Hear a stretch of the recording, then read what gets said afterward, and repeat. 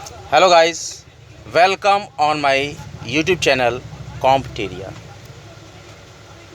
Previous lecture of Sociology PGT and GIC Proctor Sociology. We discuss about साक्षात्कार की विशेषताएं. Now today, before wasting our time, we will start our new lecture. Purposes of interview. साक्षात्कारों के अनेक उद्देश्य भी हो सकते हैं जिसका विशेष उल्लेख किया गया है. प्रत्येक बातचीत को हम साक्षात्कार नहीं कह सकते. प्रत्यक्ष संपर्क के लिए ही कुछ सूचनाएं, प्रश्नावली या अन्य प्रत्यक्ष विधियां से प्राप्त करना कठिन होता है. ऐसी दशा में अध्ययनकर्ता को अपने सूचनादाताओं के आमने सामने खुलकर बातचीत करना ही उत्तम होता है. अतः प्रत्यक्ष संपर्क स्थापित करने के लिए साक्षात्कार किए जाते हैं. दूसरा बिंदु है गुणात्मक तथ्यों के लिए, फॉर क्वालिटेटिव फैक्ट्स. गुणात्मक प्रकृति के तथ्यों जैसे आदर्श, सामाजिक मूल्य, विशेष अभिरुचियाँ, अच्छाई बुराई, स्वभाव, अमूर्त अदृश्य गुणों और व्यवहार इत्यादि को जानने के उद्देश्यों से भी साक्षात्कार आयोजित किए जाते हैं. इन्हें संख्याओं और आंकड़ों में प्रस्तुत करना कठिन होता है. अगला बिंदु है व्यक्तिगत सूचनाओं के लिए. विभिन्न व्यक्तियों के निजी संबंधित तथा उनके अभिन्न अंग के रूप में अनेक सूचनाएं प्राप्त करना विशेषकर वैयक्तिक अध्ययनों में आवश्यक हो जाता है. इसीलिए इस हेतु आयोजित किए गए साक्षात्कारों को श्रीमती यंग ने मानव व्यक्तित्व का एक चित्रण बताया. विभिन्न विचारों के लिए. कभी कभी किसी समस्या के बारे में कुछ लोग समर्थक, कुछ व्यक्ति विरोधी और अन्य लोग तटस्थ हो सकते हैं. ऐसी विवादास्पद प्रकृति की राजनीतिक या सामाजिक इत्यादि समस्याओं में अनेक व्यक्तियों से विभिन्न पक्षों पर तरह तरह के विचार और दृष्टिकोण जानने के लिए भी साक्षात्कार आयोजित किए जाते हैं. नवीन प्रकल्पनाओं के लिए, सामाजिक समूहों और व्यक्तियों के जीवन और व्यवहारों के संबंध में विस्तृत और गहन अध्ययन के लिए, नई दिशाओं को जानने, नए क्षेत्रों की खोज करने और नवीन प्राक कल्पनाओं का निर्माण करने के लिए अनेक साक्षात्कार दिए जाते हैं. अवलोकन के लिए. व्यक्तिगत तथ्यों को बातचीत के द्वारा जानने के साथ ही प्रायः अवलोकन भी संभव बनाने के लिए साक्षात्कार आयोजित कर लिए जाते हैं. Merits of interview. अवलोकन विधियां मुख्यतः वास्तविक रूप में घटित व्यवहार को समझने और विवेचन करने के लिए प्रयोग की जाती है, लेकिन वे व्यक्ति निजी व्यवहार और विश्वासों, आकांक्षाओं और भावी कार्यक्रमों की जानकारी जैसे कि यौन व्यवहार, स्वप्न वर्णन इत्यादि जो प्रकृति से ही अवलोकनीय नहीं है, में प्रभावोत्पादक नहीं होती है. इसीलिए प्राथमिक सामग्री को एकत्रित करने में साक्षात्कार एक महत्वपूर्ण स्रोत माना गया है. मनोसामाजिक अध्ययन संभव, अंतःप्रेरण की सुविधा, अमूर्त तथ्यों का अध्ययन, पिछली घटनाओं का अध्ययन, सूचनाओं की सरल जांच. साक्षात्कार सहभागी अवलोकन के समान विश्वसनीय होता है और इसमें प्रश्नावली की अपेक्षा अधिक रुचि भी, लोच भी रहती है. छोटी से छोटी प्रश्नावली तक के उत्तर देने में असमर्थ और अनिच्छुक व्यक्ति इस अवसर की अनौपचारिकता के कारण स्वतंत्रता पूर्वक वार्तालाप करते हैं. साक्षात्कारकर्ता अपने यंत्र को उसी प्रकार प्रयोग करता है जैसे एक चिकित्सक करता है. जबकि वह रोगी से बताने के लिए कि वह कैसा अनुभव कर रहा है बातचीत करता है। अगले बिंदु पे हम चर्चा करेंगे मेथड ऑफ शेड्यूल। अनुसूची वह फॉर्म है जिसमें प्रश्न और खाली सारणियाँ दी रहती हैं, जिन्हें क्षेत्रीय कार्यकर्ता सूचना देने वाले से पूछकर या व्यक्तिगत अवलोकन करके भरता है। अनुसूची की परिभाषा देते हुए गुडे और हार्ट लिखते हैं, अनुसूची एक नाम है जो कि प्रायः प्रश्नों की एक सूची के लिए प्रयुक्त किया जाता है, जो कि साक्षात्कारकर्ता द्वारा दूसरे व्यक्ति से आमने सामने की स्थिति में पूछे और भरे जाते हैं। इस प्रकार अनुसूची में दो प्रकार के प्रश्न होते हैं। पहला, वह अनुसूचना दो प्रश्नों के रूप में होती है। दूसरा, वह सूचना जो सारणी के रूप में भरी जाएगी। कुछ सूचना ऐसी होती है जो सीधे प्रश्न करके ही प्रकट की जाती है, जैसे किसी विषय पर सूचनादाता की राय, प्रवृत्ति, पसंद या परामर्श। Characteristics of schedule. अनुसूची सामाजिक सर्वेक्षण या अनुसंधान में घटनाओं के बारे में संबंधित सूचना संग्रह की एक उपयोगी प्रविधि है। अनुसूची एक प्रकार का प्रश्न समूह है जिसमें प्रश्न और सारणियों की सहायता से उत्तरदाता से विषय से संबंधित सूचना एकत्र की जाती है। अनुसूची को अध्ययनकर्ता द्वारा उत्तरदाता की उपस्थिति में आमने सामने की स्थिति से भरा जाता है। चूँकि अनुसूची को अध्ययनकर्ता उत्तरदाता के साथ आमने सामने की स्थिति में भरता है, इसलिए उसकी छपाई, आकार और स्वरूप भी उत्तर प्राप्ति को प्रभावित करता है। अनुसूची सूचना को स्पष्ट, क्रमबद्ध और वर्गीकृत करने में भी सहायक होती है।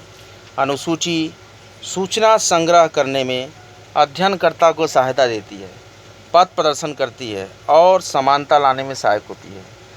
अन्यथा प्रत्येक व्यक्ति मनचाहे क्रम में अलग अलग प्रश्नों के आधार पर सूचना संग्रह करेगा, जो कि वैज्ञानिक निष्कर्ष के लिए घातक होती है।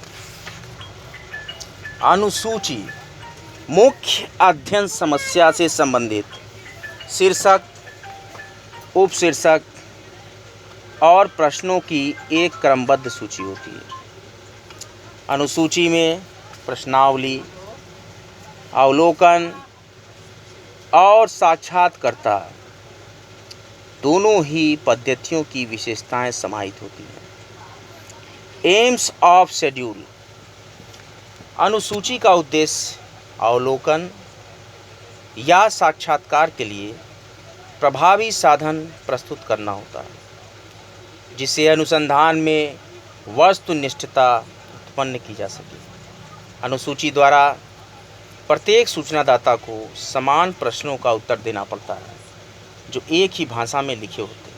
अतः उत्तरापेक्षी द्वारा अन्य प्रश्न पूछकर या प्रश्न की भाषा बदलकर इच्छानुसार उत्तर प्राप्त करने की संभावना नहीं रहती। प्रश्नों का क्रम भी वही रहता है और अनुसूची हमारी स्मरण शक्ति पर अनावश्यक रूप से बोझ नहीं डालती। अनुसूची का एक और उद्देश्य सारणीयन विवेचन के कार्य को सरल करना होता है। Types of schedule. निरीक्षण अनुसूची, श्रेणीबद्ध अनुसूची, प्रलेख अनुसूची और साक्षात्कार अनुसूची। एक अच्छी अनुसूची की विशेषताएं क्या क्या हैं? पीवी यंग ने कहा है कि एक उत्तम अनुसूची के दो प्रधान लक्षण होते हैं: निरीक्षण, सही संदेशवाहन और सही उत्तर। इसके लिए निम्नलिखित उपाय कर सकते हैं। अनुसूची का आकार और रूप आकर्षक होना चाहिए। प्रश्न स्पष्ट, सरल, भ्रम रहित और समझने योग्य। उचित प्रकार के प्रश्न पूछे जाएं जिनका उत्तर देने में उत्तरदाता को संकोच या झिझक न हो। जो प्रश्न पूछे जाएं या जो सूचना मांगी जाए वह अनुसंधान के लिए उपयुक्त और पर्याप्त होनी चाहिए। उसके आधार पर वैध निष्कर्ष निकाले जा सके। प्राप्त सूचना न केवल वैध होनी चाहिए बल्कि ऐसी भी हो कि उसका सारणीयन और सांख्यिकी विवेचन किया जा सके। अनुसूची निर्माण में पहला कदम अनुसंधान विषय का उसके विभिन्न पहलुओं में विभाजन है। अनुसंधानकर्ता के समक्ष पहला प्रश्न इसी बात का उत्पन्न होता है कि प्रस्तुत समस्या के कौन कौन से पहलू हैं। इसका उचित विवेचन तभी संभव है जबकि अनुसंधानकर्ता को समस्या की प्रकृति का पूरा ज्ञान हो। अनुसूची निर्माण कार्य में दूसरा कदम इस बात को निश्चित करना है कि प्रत्येक पहलू के संबंध में कौन सी सूचना प्राप्त करना आवश्यक है जिससे वैध निष्कर्ष निकाले जा सके। तीसरा कदम प्रश्नों का निर्माण है। चौथा कदम प्रश्नों को क्रमबद्ध रूप से लगाना है। अंतिम कदम अनुसूची की वैधता की जांच है। वैध अनुसूची उसे कहते हैं जिसमें प्रश्नों के उत्तर बिना किसी बनावट के स्वच्छंद रूप में दिए जाए।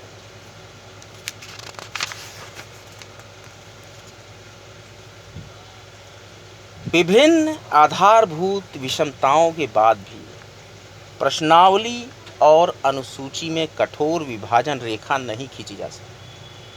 तथ्यों के संकलन, अवलोकन आदि में प्रयुक्त विशेष प्रकार के फॉर्म को उसमें प्रयुक्त विशिष्ट प्रविधि के आधार पर एक या दूसरे नाम से पुकारा जा सकता है। दोनों का प्रयोग समान उद्देश्य, स्थिति, तथ्यों के संकलन हेतु किया जाता है। अनुसूची और प्रश्नावली दोनों का ही प्रयोग सामाजिक अनुसंधान में सूचना संग्रह हेतु प्राथमिक साधनों के रूप में किया जाता है, भले ही उनके स्वरूप और प्रयोग में अंतर क्यों न हो। अब हम अगले बिंदु पर चर्चा कर रहे हैं क्वेश्चनरी, प्रश्नावली। लुंडबर्ग ने प्रश्नावली को एक विशेष प्रकार की अनुसूची कहा है जो स्वरूप और संरचना की दृष्टि से तो एक दूसरे के समान है किंतु प्रयोग की दृष्टि से भिन्न है। अवलोकन विधि का प्रयोग अधिकतर उत्तरदाताओं के व्यवहार या गैर शाब्दिक प्रत्युत्तरों के अध्ययन से किया जाता है, लेकिन बहुत सारी सूचनाएं ऐसी हैं कि जिन्हें सिर्फ उत्तरदाताओं से पूछकर या शाब्दिक प्रत्युत्तर के आधार पर ही जाना जा सकता है। व्यक्तियों की इच्छा, अभिप्रेरणाएं, भूतकालीन अनुभव, भविष्य की योजनाएं आदि के संबंध में उनसे पूछकर ही उत्तर प्राप्त किए जा सकते हैं। साक्षात्कार, अनुसूची और प्रश्नावली, इन्हीं तीनों विधाओं के माध्यम से उत्तरदाताओं से सूचनाओं का संकलन किया जाता है। अनुसूची या साक्षात्कार मौखिक रूप से उत्तर प्राप्त करने की विधि है, लेकिन प्रश्नावली लिखित प्रश्नों के लिखित प्रत्युत्तर प्राप्त करने की विधि है। उत्तर या सूचना प्राप्त करने के लिए साधारणतः प्रश्नों की जो सूची प्रयुक्त की जाती है उसे प्रश्नावली कहते हैं, लेकिन सामाजिक अनुसंधान में तथ्य संकलन की एक विशिष्ट विधि के रूप में प्रश्नावली एक निर्वैयक्तिक और स्वप्रशासित विधि है। प्रश्नावली लिखित उत्तेजना, लिखित प्रत्युत्तर पर आधारित प्रविधि है जो सदैव डाक द्वारा या अप्रत्यक्ष रूप से उत्तरदाता को भेजी जाती है। इसका उत्तर भी उत्तरदाता डाक द्वारा वापस अनुसंधानकर्ता को भेजता है। इनकी प्रमुख विशेषताएं हैं। प्रश्नावली प्रश्नों की एक व्यवस्थित सूची है। इसे उत्तर प्राप्त करने के लिए उत्तरदाताओं को दिया जाता है। सामान्यतः यह डाक द्वारा प्रेषित होता है, लेकिन यह व्यक्तिगत रूप से भी वितरित किया जा सकता है। इस तरह इसका प्रयोग शिक्षित व्यक्तियों जो पढ़कर प्रश्नों को समझ सकते हैं और लिखकर उत्तर दे सकते हैं, इन्हीं पर किया जा सकता है। प्रश्नावली इस तरह का एक स्व प्रशासित विधि है। इसमें उत्तरदाता स्वयं ही सूचना देता है और प्रश्नावली को लौटाता है। ये एक निर्वैयक्तिक विधि है। इसका अर्थ है कि शोधकर्ता और उत्तरदाता के बीच साक्षात्कार की तरह प्रत्यक्ष संपर्क और अंतःक्रिया नहीं होती है। प्रश्नावली से मानकीकृत आंकड़े प्राप्त हो सकते हैं, जिनका संख्यात्मक अध्ययन और सांख्यिकी विश्लेषण सरल होता है। Functions of questionnaire. पहला फंक्शन है वर्णन। प्रश्नावली से प्राप्त तथ्यों के आधार पर व्यक्ति और समूह की विशेषताओं का वर्णन किया जा सकता है। जैसे कि किसी समूह के व्यक्तियों के बारे में उम्र, शिक्षा, व्यवसाय, आय, राजनीतिक संबद्धता, धार्मिक विश्वास, विचार, मनोवृत्ति आदि का विवरण प्रस्तुत करने के लिए प्रश्नावली अधिक उपयुक्त है।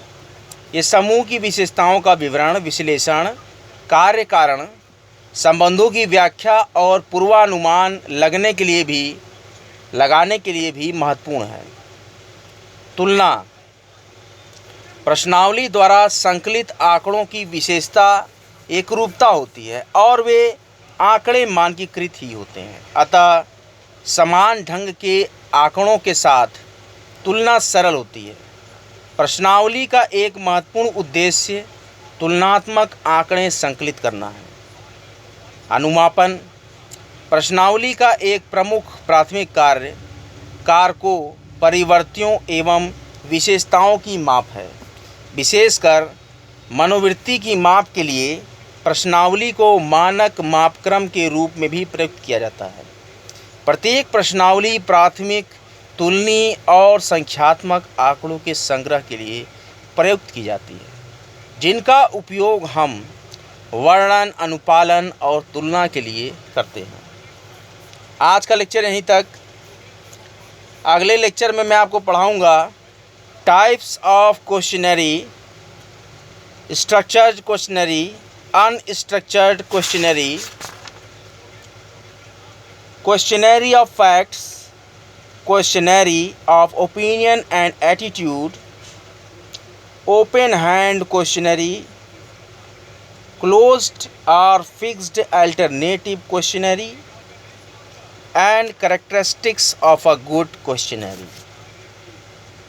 कॉम्पटेरिया यूट्यूब पर बिल्कुल निःशुल्क है। कॉम्पटेरिया का एकमात्र उद्देश्य है सभी पढ़ें, सभी बढ़ें। कॉम्पटेरिया लेक्चर्स आपको कैसा लगा, वीडियो के कमेंट बॉक्स में कमेंट ज़रूर करें और लेक्चर्स के डिस्क्रिप्शन बॉक्स में concerned very important PDF attach होता है, जिसको कि डाउनलोड करना ना भूलें। हर लेक्चर से संबंधित इंपॉर्टेंट PDF मैं अपलोड करता हूं डिस्क्रिप्शन लिंक में। उसकी डिस्क्रिप्शन बॉक्स में आपको लिंक मिल जाएगी, वहां से आप कंसर्न लेक्चर के इंपॉर्टेंट PDFs को डाउनलोड कर सकते हैं। और लेक्चर को ज़्यादा से ज़्यादा शेयर करें, ज़्यादा से ज़्यादा ज़रूरतमंदों तक लेक्चर्स को पहुँचाएँ। उत्तर प्रदेश माध्यमिक शिक्षा सेवा चयन बोर्ड द्वारा निकाली गई उत्तर प्रदेश TGT और PGT की वैकेंसीज़ की लास्ट डेट 20 मई तक बढ़ा दी गई है। पहले 10 मई तक फार्म के रजिस्ट्रेशन की डेट बढ़ाई गई थी और अब 20 मई तक सबमिट करने की डेट बढ़ा दी गई है प्रिंट आउट निकालने की। तो जल्दी से जल्दी आप लोग फॉर्म भर सकते हैं। 10 मई तक आप रजिस्ट्रेशन कर सकते हैं और 15 मई तक फीस की पेमेंट कर सकते हैं। 20 मई टोटल फाइनल सबमिट डेट बढ़ाई गई है आज, परंतु रजिस्ट्रेशन डेट 10 मई तक ही है संभवतः, देख लीजिएगा। तो ज़्यादा से ज़्यादा फॉर्म अप्लाई हो रहे हैं।